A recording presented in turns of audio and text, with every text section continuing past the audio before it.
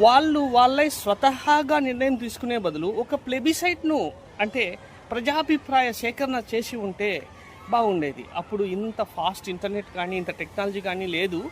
కాకపోతే కొద్దిగా టైం తీసుకొనైనా గూడా ఒక ప్లెబిసైట్‌ను అంటే ప్రజాభిప్రాయ సేకరణను వాళ్ళు చేసి ఉండవచ్చు.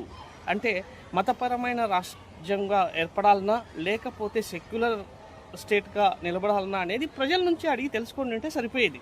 కాకపోతే మన నాయకులు అటువంటిది ఏం చేయలేదు. అప్పటి రాజ్యాంగ నిర్మాత నాయకులు అందరూ ఏకపక్షంగా వాళ్ళ నిర్ణయం తీసుకున్నారు. అదే పెద్ద తప్పయింది.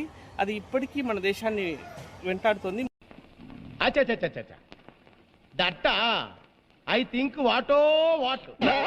అది ఇప్పటికీ మన దేశాభివృద్ధికి అవరోధంగానే నడుస్తోంది. ఈ మతాన్ని అడ్డు పెట్టుకుని రాజకీయాలు ఇప్పటికీ జరుగుతూనే ఉన్నాయి.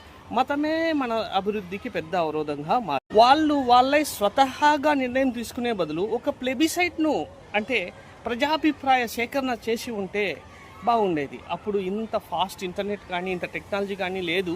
కాకపోతే కొద్దిగా టైం తీసుకొనైనా కూడా ఒక ప్లెబిసైట్‌ను అంటే ప్రజాభిప్రాయ సేకరణను వాళ్ళు చేసి ఉండవచ్చు.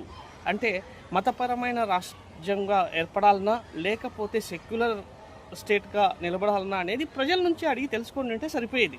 కాకపోతే మన నాయకులు అటువంటిది ఏం చేయలేదు. అప్పటి రాజ్యాంగ నిర్మాత నాయకులు అందరూ ఏకపక్షంగా వాళ్ళ నిర్ణయం తీసుకున్నారు. అదే పెద్ద తప్పయింది. అది ఇప్పటికీ మన దేశాన్ని వెంటాడుతోంది.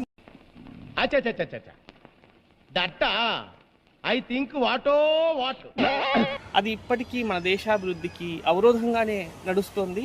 ఈ మతాన్ని అడ్డు పెట్టుకుని రాజకీయాలు ఇప్పటికీ జరుగుతూనే ఉన్నాయి.